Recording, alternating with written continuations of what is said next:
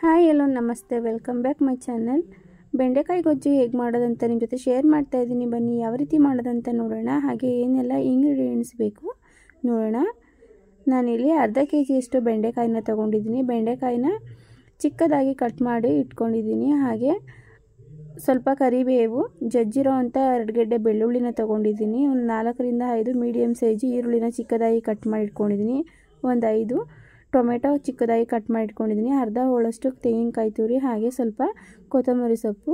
ಒಂದು ಬಾಣಲೆನ ಇಟ್ಕೊಂಡು ಸ್ವಲ್ಪ ಕುಕ್ಕಿಂಗ್ ಆಯಿಲ್ನ ಹಾಕ್ಕೊಂಡು ಎಣ್ಣೆ ಬಿಸಿ ಆದಮೇಲೆ ಸ್ವಲ್ಪ ಸಾಸಿವೆ ಜೀರಿಗೆ ಸಿಡಿದ ನಂತರ ಜಜ್ಜಿರೋ ಅಂಥ ಬೆಳ್ಳುಳ್ಳಿನ ಹಾಕ್ಕೊಂಡು ಬೆಳ್ಳುಳ್ಳಿ ಫ್ರೈ ಆದಮೇಲೆ ಕಟ್ ಮಾಡಿಟ್ಟಿರೋಂಥ ಈರುಳ್ಳಿ ಕೂಡ ಆ್ಯಡ್ ಮಾಡಿಕೊಂಡು ರುಚಿಗೆ ತಕ್ಕಷ್ಟು ಉಪ್ಪನ್ನು ಆ್ಯಡ್ ಮಾಡಿಕೊಂಡು ಫ್ರೈ ಮಾಡ್ಕೊತಾ ಇದ್ದೀನಿ. ಹಾಗೆ ಕರಿಬೇವಿನ ಸೊಪ್ಪನ್ನ ಕೂಡ ಆ್ಯಡ್ ಮಾಡಿಕೊಂಡು ಫ್ರೈ ಮಾಡ್ಕೊತಾ ಇದ್ದೀನಿ. ಈರುಳ್ಳಿ ಫ್ರೈ ಆದಮೇಲೆ ಬೆಂಡೆಕಾಯಿನ ಹಾಕ್ಕೊಂಡು ಬೆಂಡೆಕಾಯಿನ ಎಣ್ಣೆನಲ್ಲೇ ಚೆನ್ನಾಗಿ ಫ್ರೈ ಮಾಡ್ಕೋಬೇಕು. ಬೆಂಡೆಕಾಯಿ ಕೂಡ ಇವಾಗ ಫ್ರೈ ಆಗಿದೆ. ಟೊಮೊಟೊನ ಆ್ಯಡ್ ಮಾಡ್ಕೊತಾ ಇದ್ದೀನಿ.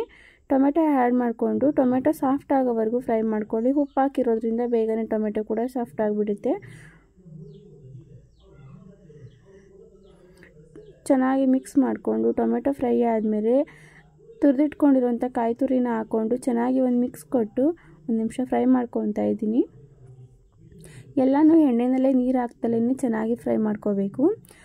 ನಂತರ ಧನಿಯಾ ಮಸಾಲೆ ಪೌಡರ್ನ ಖಾರಕ್ಕೆ ಬೇಕಾಗುವಷ್ಟು ನಾನಿಲ್ಲಿ 2 ಸ್ಪೂನಷ್ಟು ಆ್ಯಡ್ ಮಾಡ್ಕೋತಾ ಇದ್ದೀನಿ. ನಾನು ಯಾವುದೇ ರೀತಿಯಲ್ಲಿ ಮೆಣಸಿನ್ಕಾಯಿ ಚಿಲ್ಲಿ ಪೌಡರು ಯಾವುದನ್ನು ಯೂಸ್ ಮಾಡ್ಕೊಂಡಿಲ್ಲ. ಡೈರೆಕ್ಟಾಗಿ ಧನಿಯಾ ಮಸಾಲೆ ಪೌಡರ್ನೇ ಆ್ಯಡ್ ಮಾಡ್ಕೊತಾ ಇದ್ದೀನಿ. ಅಂದರೆ ಸಾಂಬಾರು ಮಸಾಲೆ ಪೌಡರ್ನ ಆ್ಯಡ್ ಮಾಡಿಕೊಂಡು ಚೆನ್ನಾಗಿ ಮಿಕ್ಸ್ ಕೊಟ್ಟು ಸ್ವಲ್ಪ ನೀರನ್ನು ಆ್ಯಡ್ ಮಾಡ್ಕೊತಾ ಇದ್ದೀನಿ. ನಾವಿಲ್ಲಿ ಮಸಾಲೆ ಪೌಡರ್ನ ಹಾಕಿದ್ದೀವಲ್ವ, ಈ ಮಸಾಲೆ ಪೌಡರ್ನ ಆ್ಯಡ್ ಮಾಡಿರೋದ್ರಿಂದ ಮಸಾಲೆ ಪೌಡರ್ ಸ್ವಲ್ಪ ಹಸಿ ವಾಸನೆ ಹೋಗೋವರೆಗೂ ಫ್ರೈ ಆಗಬೇಕು. ಸ್ವಲ್ಪ ನೀರನ್ನು ಆ್ಯಡ್ ಮಾಡಿಕೊಂಡು ಚೆನ್ನಾಗಿ ಮಿಕ್ಸ್ ಕೊಟ್ಟು ಉಪ್ಪು ಖಾರ ಕರೆಕ್ಟಾಗಿದೆಯಾ ಇಲ್ವಾ ಅಂತ ಚೆಕ್ ಮಾಡಿಕೊಂಡು ಉಪ್ಪು ಕರೆಕ್ಟಾಗಿಲ್ಲ ಅಂದರೆ ಉಪ್ಪನ್ನು ಆ್ಯಡ್ ಮಾಡ್ಕೊಳ್ಳಿ. ಖಾರ ಬೇಕು ಅನಿಸಿದ್ರು ಖಾರನ ಆ್ಯಡ್ ಮಾಡ್ಕೊಳ್ಳಿ. ನಾನು ಅದಕ್ಕೆ ನೀರನ್ನ ಹಾಕ್ಕೊಂಡಿದ್ದೀನಿ. ಇದು ಒಂದು 5 ನಿಮಿಷ ಒಂದು ಪ್ಲೇಟ್ನ ಮುಚ್ಚಿ ಬೇಯಿಸ್ಕೋಬೇಕು. ಹಾಗೆ ಲಾಸ್ಟಕ್ಕೆ ಸ್ವಲ್ಪ ಕೊತ್ತಂಬರಿ ಸೊಪ್ಪನ್ನ ಆ್ಯಡ್ ಮಾಡಿಕೊಂಡು ಮಿಕ್ಸ್ ಮಾಡ್ಕೊತಾ ಇದ್ದೀನಿ. ತುಂಬ ಚೆನ್ನಾಗಾಗುತ್ತೆ ಬೆಂಡೆಕಾಯಿ ಗೊಜ್ಜು. ಟೊಮೆಟೊನ ಜಾಸ್ತಿ ಹಾಕ್ಕೊಂಡಷ್ಟು ತುಂಬ ಚೆನ್ನಾಗಿರುತ್ತೆ. ನಾನಿಲ್ಲಿ 5 ಟೊಮೆಟೊನ ಆ್ಯಡ್ ಮಾಡ್ಕೊಂಡಿದ್ದೀನಿ. ಈಗ ಚೆನ್ನಾಗಿ ಮಿಕ್ಸ್ ಕೊಟ್ಟು ಒಂದು ಪ್ಲೇಟ್ನ ಮುಚ್ಚಿ ಒಂದು 5 ನಿಮಿಷ ಬೇಯಿಸ್ಕೊತಾ ಇದ್ದೀನಿ. ಮಧ್ಯೆ ಮಧ್ಯೆ ತಿರುಗಿಸಿ ನೋಡ್ಕೊತಾ ಇರಿ, ಇಲ್ಲಾಂದರೆ ಗೊಜ್ಜು ತಳ ಹತ್ಬಿಡುತ್ತೆ.